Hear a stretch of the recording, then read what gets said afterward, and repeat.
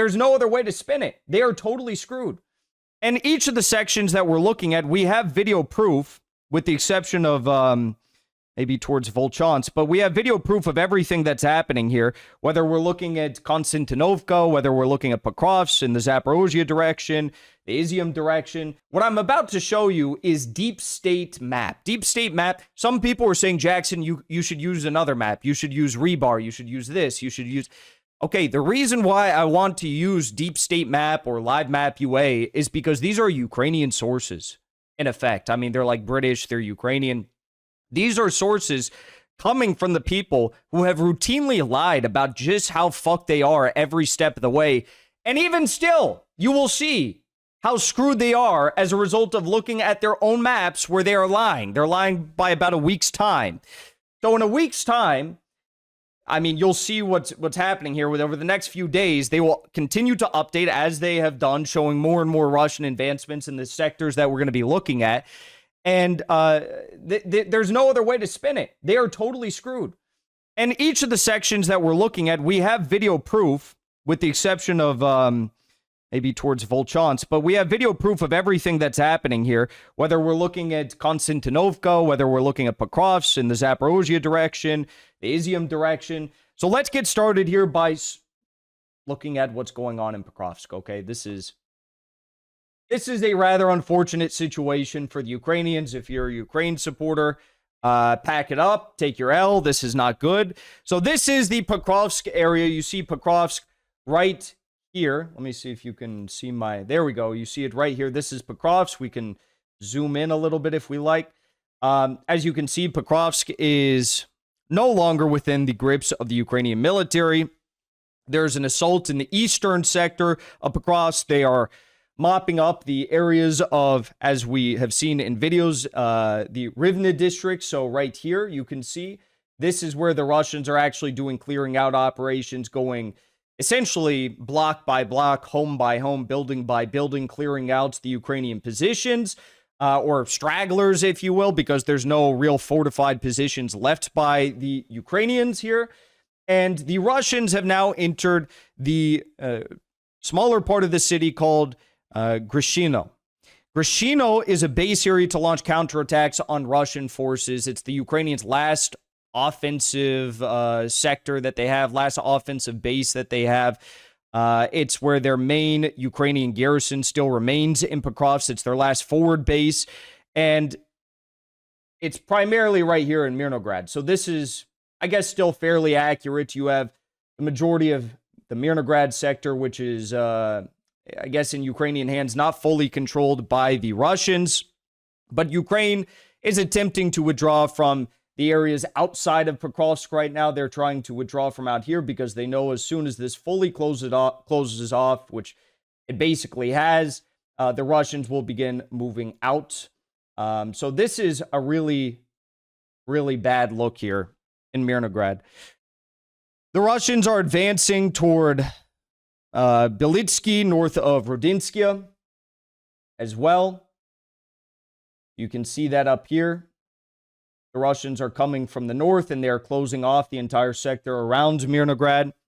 And they're pushing Ukrainian positions out of the south of Mirnograd. So basically what I'm trying to show you here is that from every single angle, whether you're in Rivne, whether you're in Krasny Liman and Rodinskaya, or whether you're looking from the south, it is completely encircled, and the Russians are closing in. The pockets of Ukrainian resistance in Pokrovsk have basically been limited to a few small areas, and once the Grishino area is captured, the last forward base in the center of Mirnograd, this will be the end of the Ukrainian defenses. It will be the end of the Ukrainian chapter in Pokrovsk. So, not looking good there. And if we zoom out, and we go further south, we can look at the direction towards Zaporizhzhia. So Zaporizhzhia is going to be over here. You can see the city right on the Dnieper River.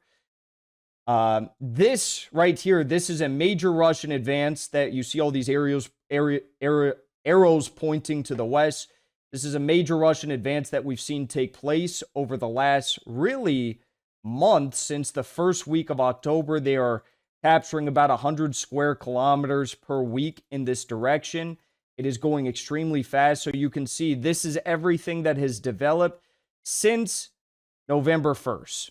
All of this since November 1st. So the Russians have now actually advanced into Mariupol. This has been confirmed by the Ukrainian armed forces, the Ukrainian military leadership in Kiev. As you can see, the Russians had previously occupied this area in green before I would assume this was the Zaporizhzhia counteroffensive 2023 that they lost the small little chunk in. But now they have advanced even further than the territory that they held prior to the summer 2023 counteroffensive. This is what it now looks like today. And as I mentioned, this is a Ukraine map, so it's a little bit out of date. It's a little bit behind.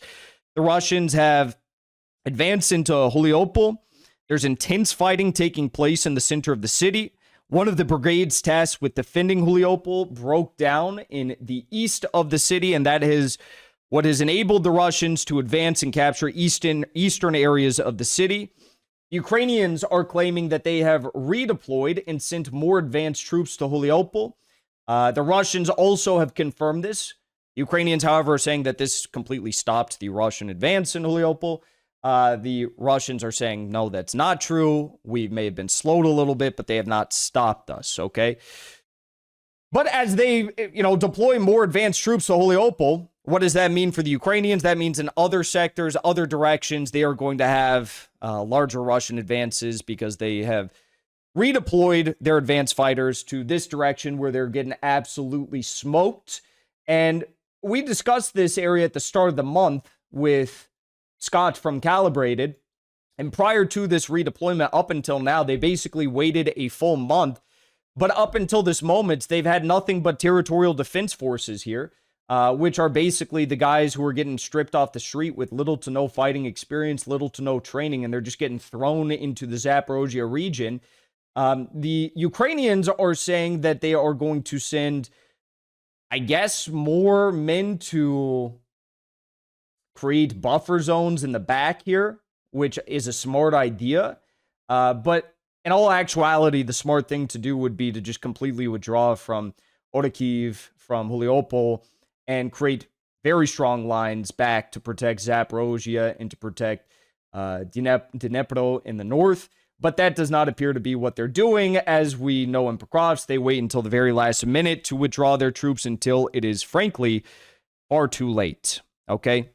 Now, in further southwestern territory, we can look at Kherson, which is legally part of the Russian Federation.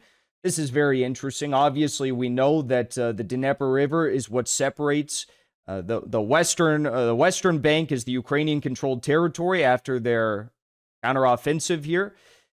The Russians are on the east bank of the river, but there have been some reports recently that the Russians are moving to the west bank and even setting up some interesting bases on the west bank of the river. It doesn't seem like this would be the appropriate time to do that, but that is what they're reporting. So the Russians apparently are moving to the west bank of the Dnieper. We don't have photo proof of that, but that's what has been rumored. That's what has been reported.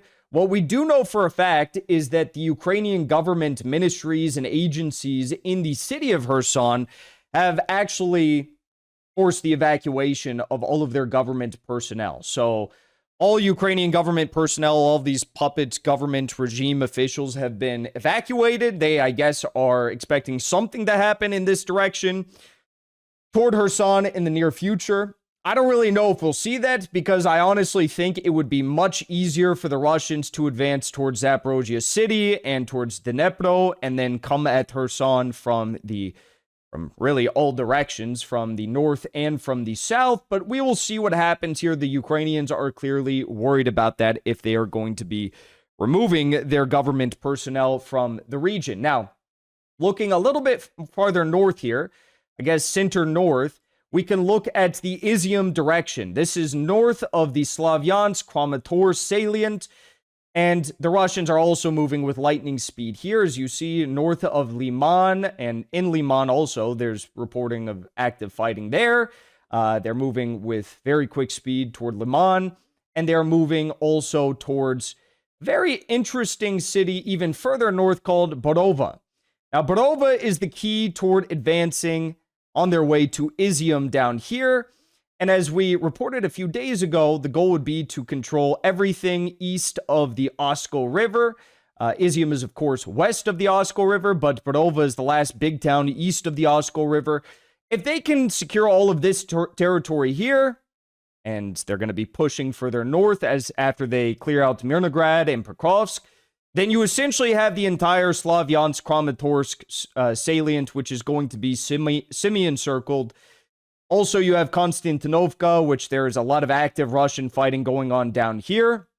This is the last major, I guess, 3 cities in the Donbass that are fully within, or at least in the case of Kramatorsk and Slavyansk, completely in Ukrainian control.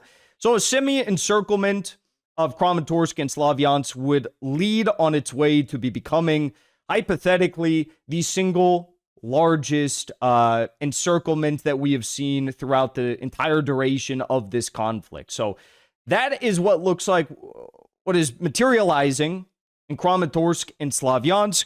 We also have some reporting from the very tippy-toppy north in the Kharkiv region that there are advancements, as you can see here, even on the Ukraine map, that they're admitting to some direction further southward from Volchansk. And Ukrainian troops east of Kupiansk are also being rounded up. So all across the board, you even have it being admitted on this map. It is an absolutely terrifying situation for the Ukrainians.